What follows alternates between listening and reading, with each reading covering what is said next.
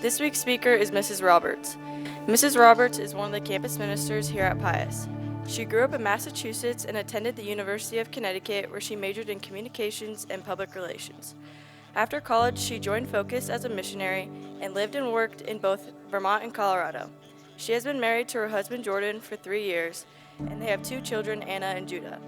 They currently live in Wahoo. In her free time, Mrs. Roberts enjoys cooking, going on walks, getting iced coffee, and reading books to her children. Please help us welcome Mrs. Roberts. Thanks, Josie, for introducing me, and I'm excited to be here. I do feel a little out of breath, and that's probably because I am a little nervous, and I just said to Mrs. Major, I was like, well, do you want to do this? She's like, no. And yeah, we are doing our Lenten Talks every Friday, and I just hope that today something that I say stands out to you. And oftentimes when I hear talks, I know that it's more important what Jesus is going to say to you more than what I'm going to say to you. And today I want to talk about authentic love. I want to talk about how authentic love heals broken love. And I just want to share my story. You know, the theme of this is our story with Jesus, our journey with Jesus. And we all have a story. All of us have a story, and that story matters.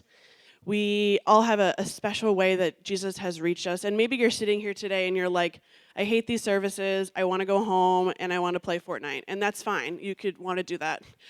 But I just hope that you can spend the next few minutes just being present to what I'm saying and know that Jesus wants to speak to you in a particular way. So I'm going to talk about authentic love and my story of how when I encountered authentic love, it healed broken love that I had experienced. But first I want to start with a quote, and it's a little small, so sorry if you're squinting. This is by Father Pedro Arrupe, but Father Winter told me yesterday that maybe this was poorly attributed to him, so maybe he didn't actually say this. But nonetheless, it says, nothing is more practical than finding God, than falling in love in a quite absolute and final way. What you are in love with, what seizes your imagination, will affect everything. It will decide what will get you out of bed in the morning, what you do with your evenings, how you spend your weekends, what you read, whom you know, what breaks your heart, and what amazes you with joy and gratitude. Fall in love, stay in love, and it will decide everything. And isn't that right? The things that we love, we follow after. The things that we put our heart into, we follow after, right? And maybe that's a sport or a person or a relationship or just getting this next degree or getting into this college. These things that we love, they're good. But you've heard it a million times, St. Augustine saying our hearts are restless until we believe that God belongs there first, that God's love is the thing that's going to affect all parts of our lives. My first love was the ocean. This is me and my dad. I lived just about 30 minutes outside of the ocean. I lived outside of Boston, Massachusetts, and I was an East Coast girl. We went to the water a lot. Here's me in 3rd grade with my big poofy hair. Love it. Needed a straightener. But I loved it. I loved being in the water. I loved going on the bumper boats when we went to Delaware every summer. My family vacationed to Bethany Beach, Delaware. Anyone ever been to Delaware? Does anyone even know where that is? Nick Phelan, thank you. That's awesome. And the water just made me feel so small and like little. That feeling of being next to the ocean and just the ocean being so big and me being so small. I grew up in an Italian Catholic family. My mom is from the Bronx and my dad is from Pittsburgh. And we grew up just like any Italian Catholic family in the Midwest, you know. Lots of big food, rosary, Lenten services, all the things. But on the East Coast, and I don't know if any of you have traveled there, it's very different than the Midwest. The Midwest, just the culture is very immersed in faith, and it's conservative. The East Coast is very different. So I was raised in a Catholic family, but honestly, that didn't mean a lot to me. We went to Catholic school. Oh, there's my sister. Just me and my sister and my parents. She works for Spotify. She's a lot cooler than I am. Anyway, but it was just the 3 of us, the 2 of us and my parents, 4 of us. Here I am in my gym uniform. I went to Immaculate Conception Catholic School, and I loved Catholic school. I loved it. I only went till 8th grade, but I feel like those moments, those early moments of being in Catholic school, going to Mass, I just remember everyone singing and feeling this like peace come over me. I just remember loving being there. But after Catholic school, when I was there, I felt that I had this anxiety that was continuing to rise. I was kind of an awkward kid. I developed early. I loved my M&M suit. and I just felt this anxiety. And, oftentimes we hear the quote, I don't know if you've heard this, that's not transformed is transmitted. The things in our lives that are not transformed, we often transmit to somebody else. When I think about my childhood, I think about my parents, and my parents were super wonderful. They were awesome, and I knew that they loved me. But they were preoccupied with their own things. My dad worked long hours. I remember him coming home at 8 or 9 o'clock. He traveled oftentimes to Europe for 2 or 3 weeks at a time, and I just remember not having a lot of experiences of sitting down with him and him asking me how I was or really getting to know me on a deep level. And my mom had her own story. She was divorced before my dad, and she just had never really dealt with those wounds, and she was very anxious and preoccupied in her own things. And so we didn't spend a lot of time as a family talking about God or talking about faith. We did a lot of things, and we went through all the motions as Catholics, but I didn't have a strong relationship with Jesus. And so when I got into high school, I went to a public high school. I was a cheerleader for 4 years. I was tennis captain. I got coach's award. I got all straight A's. And on the outside, it looked like, yeah, Tori has it all. She's happy. She has a lot of friends. But love in my life was broken. The love that I had experienced and the love that I was seeking was not of God. Because of things with my family and some of the dysfunction there, I was just seeking to be affirmed and to be loved. I wanted to be loved a lot, and I was prom queen, no one would ever know, but the relationships I had, particularly with men, were so toxic. I think back on that time and just the desire to be seen. I started drinking when I was 14, and alcohol was an easy fix for feeling and filling the insecurities that I had. Alcohol and drugs and promiscuity, all these things it was easy for me to go to because they filled up something that I was lacking, and I didn't have God to turn to. I was very popular, but very empty.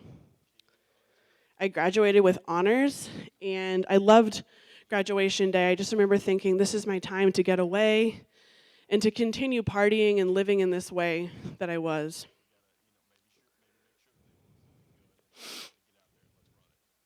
I chose to go to the University of Connecticut, UConn.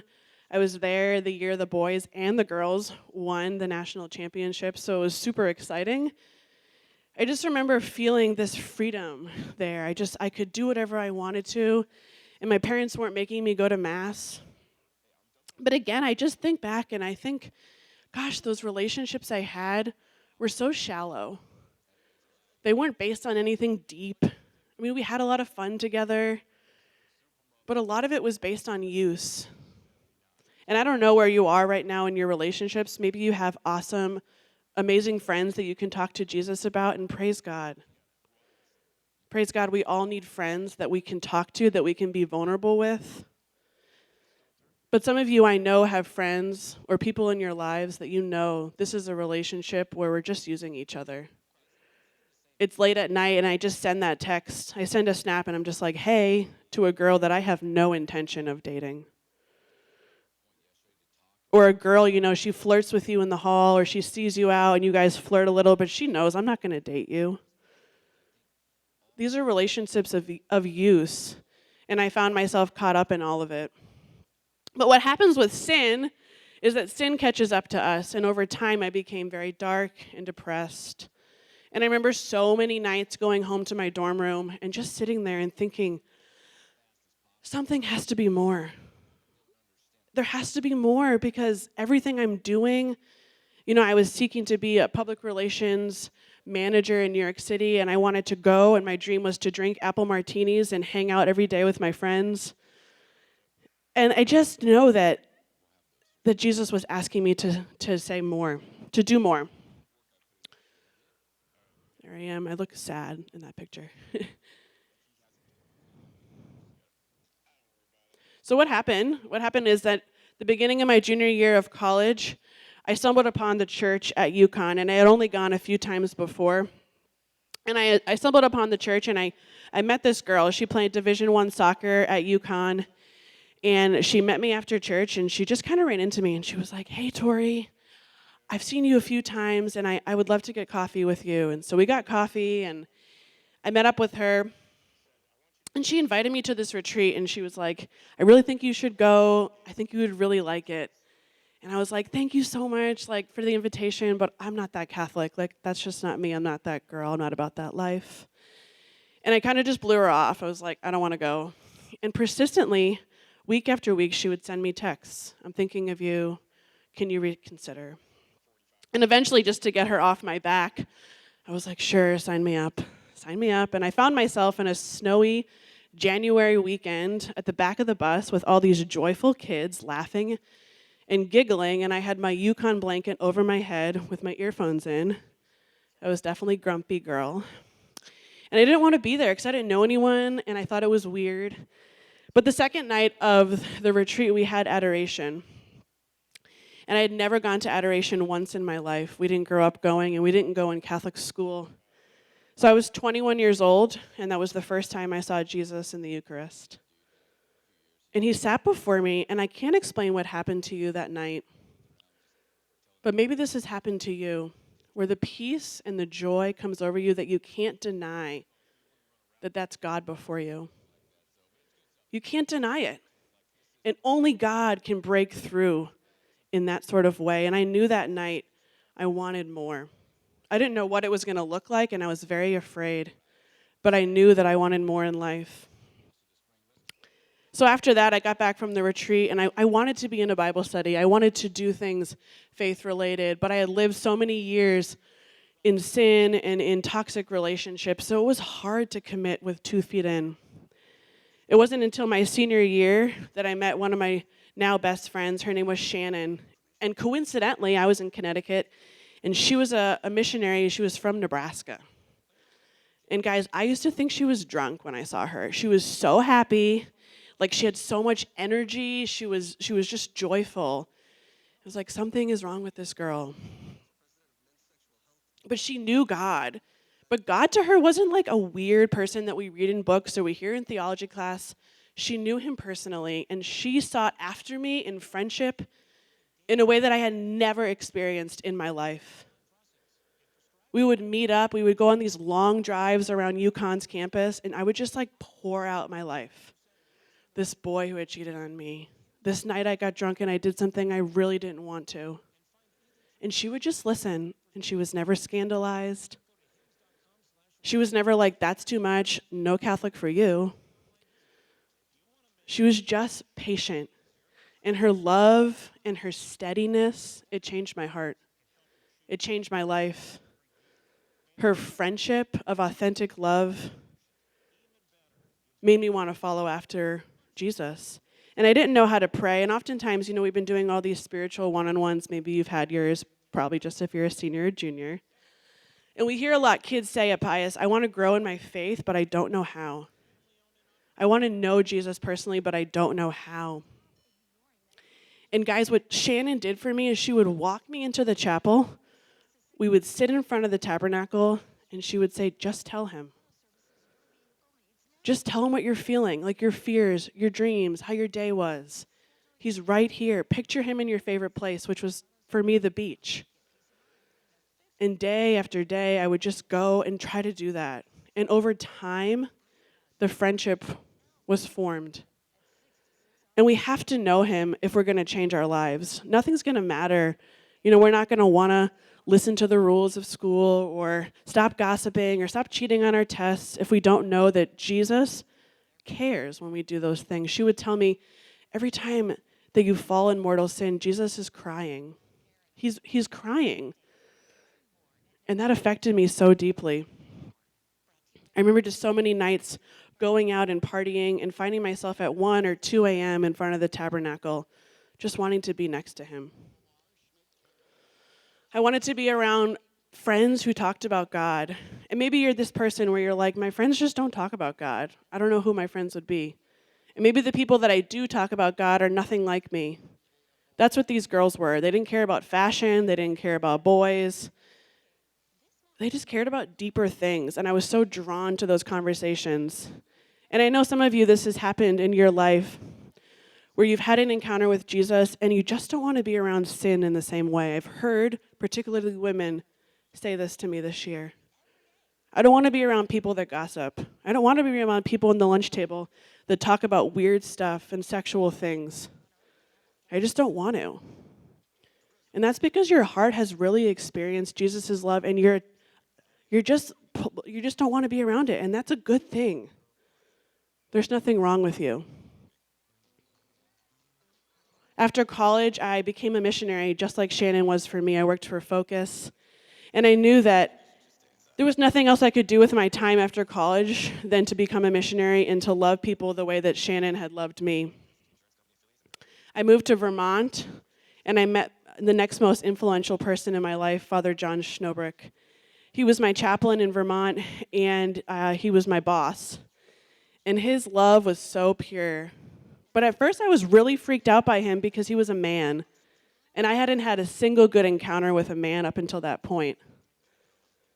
But I'm not sure if you've encountered somebody, maybe it's been a priest or a nun, where when they talk to you, they look in your eyes so deeply, it's almost like they can see into you. They see into you and you're like, whoa, don't look at me. That's what this man did for me. He would look at me with like such purity, and he would assure me, Jesus is going to heal you. I don't want to take anything from you. I don't want to use you. I just want to love you. And guys, that radically changed my experience of God, because my image of God was so broken because of all the broken relationships I had found myself in. After that, I moved to Colorado, and I became an international missionary with Focus. And the next 9 years, I lived my, missionary life. I went to India. I went to the Great Wall of China. I went to Spain, and I walked 300 miles through the country, walking the Camino of St. James. It was clearly difficult. Yikes. And then I found myself, my last international trip, I went to Israel on a pilgrimage to the Holy Land. And at this point, I was 30 years old. I had no boyfriend. I hadn't dated in 4 years. And I had just started to believe, maybe I'm just going to be single. I don't know, maybe God just wants me to be single, and that's fine. But I was really, really sad because I had lost a lot of hope in God's plan for my life. I didn't know my husband, and I didn't believe that maybe God even wanted it anymore. Maybe I'd just done too many bad things for him to desire what I desire. But God wants what we want. And maybe you're sitting here now and there's something on your heart that you really want. But you've prayed and you've prayed and you've prayed and it's just not happening. God doesn't want us to go on a mystery hunt. He doesn't want us to open our Bible and point to a certain passage and then he'll tell you the answer. He wants what we want because he wants us to be happy. But I had to be patient, and I had to have hope. And on that trip, I actually got a tattoo of an anchor on my ankle, which represented hope. And I felt like God asked me to have hope that God would provide the man that I was supposed to marry. And a month later, I met Jordan, right after that trip. And Jordan's from Wyoming. He's a small-town boy. He played college football. He worked in the NFL. And he had a very similar story to me. He came from brokenness. His parents are divorced. But his love, he had an encounter in college. His love broke through any other past relationship and identity lies I had around men. Jordan's patient. He's understanding. He's not freaked out by my emotional ups and downs, the parts of my heart that are still wounded. He loves me and he sees me. He prays with me. He prayed over me this morning in the kitchen before this talk. He put his hand on my shoulder, and he just prayed a blessing over me. And I never thought I would encounter a man like that in my life. On our wedding day, I remember standing before him in the church in Massachusetts and saying our wedding vows and getting to the vow of, I'll be faithful to you. I had cheated on every boyfriend that I had had before Jordan. So saying, I'm going to be faithful to you forever. I just remember tears coming down my eyes. Because I knew in the moment I wanted to give my whole self to him, the way Jesus had given everything to me. We stood with our friends and family, and it was a great and amazing day. And my friends prayed over me. I thought this was weird. I thought only charismatic Christian people did this. But on my wedding day, my friends laid hands on me, and they just prayed for me. And they wanted what I wanted. They wanted me to be happy, but they had journeyed in my story all these years to come to this point. My matron of honor was Shannon, that girl that I met in Yukon. She was my matron of honor, my best friend. And Father John was the priest that said our wedding. Full circle moments. I never thought that love could be this great. But I had to allow Jesus into my heart in order to get to this place. And it wasn't perfect. Fast forward, we had Anna Grace, who's now 2, and then a year later had Judah Joseph. And I'll tell you, there's a lot of parents in this room. Nothing like parenthood to get you out of yourself and show you all the ways that you're selfish and that you need to grow. But motherhood has shown me that love continues, and love is so much more than a feeling. Love is a choice every day. Say, I'm going to get up and love these people that are throwing bananas in my kitchen. Stop doing that. But I'm going to do it because I love them, and my feelings matter sometimes. And it's great to feel in love with somebody. You have a boyfriend, I love them. What if they drive you insane? You're just going to break up with them? You're not going to choose to love them. You have to make a choice with our brains. So these are my raccoons. They live with me. They're amazing. Make a lot of messes. But I just want to spend the last moments here just sharing quickly, I know I'm probably over time, quickly about Anna Grace. And in June of 2022, we found out that Anna had had a pediatric stroke. We didn't know this at the time, but around 6 months, we saw that she wasn't developing like other babies. She wasn't crawling or using her hands. So we took her into Boys Town and found out that she had a massive stroke on her right side, so her right arm and her right leg. And it was motor verbal. So emotionally, if you meet her, she's here. I think she left quickly because she saw I was speaking and not to her. And she's amazing. You would never know that there was any developmental delay with her. She's working on walking, and she's so courageous. And this girl loves Jesus. And I feel like her faith in Jesus has inspired Jordan and I in so many more ways than we ever expected. But love comes with a cost. Love always comes with a cost, and love is always risky. And loving her, not knowing what's going to happen, being so afraid, like, will she be like other children? Will she walk one day? I think she believes so. This is her Mary doll that she sleeps with every night. And she holds in her hand, someone gave it to her, this oil of St. Raphael. It's healing oil. And every night, recently, she just started doing this. She sleeps with it in her hand by her cheek. And I think that girl knows, like, Jesus is going to heal her one day. And it's amazing just to see what God has done. So these are my invitations to you, and I'll wrap up now. How are you letting Jesus love you this Lent? Maybe you're super pissed off with him, that's fine. Maybe you're in love with him already, that's awesome. But all of us can go deeper in our faith. All of us here, it's not when we get into college, then we do it, or after we get married, then we'll do it. The time is now. Everything matters in our hearts. Go to the chapel today. And if you don't know how to pray, Jesus, reveal yourself to me. I want to experience you. And who in your life shows you authentic love? Who in your life shows you authentic love, and who can you turn to say, I can give you my heart and trust that what I tell you, you're not going to tell anybody else? I can entrust my secrets to you. We all need friends like that. And that's not just for students, that's also for staff and faculty. Pray if you don't have somebody, adults in the room, somebody that really knows you, that you can call after a long day, not your spouse. You can call and say, this is what happened. I'm struggling right now. Because the students in this room are looking at you to be lights of faith, and they're looking to you as someone who's going to be like Jesus, but you can't give what you don't have. You can't get what you don't have, and you can't pour from an empty cup, so you have to be received into by friendships in life, good friendships. I love you all. I think you're all amazing, and that's all I have to say. Thanks.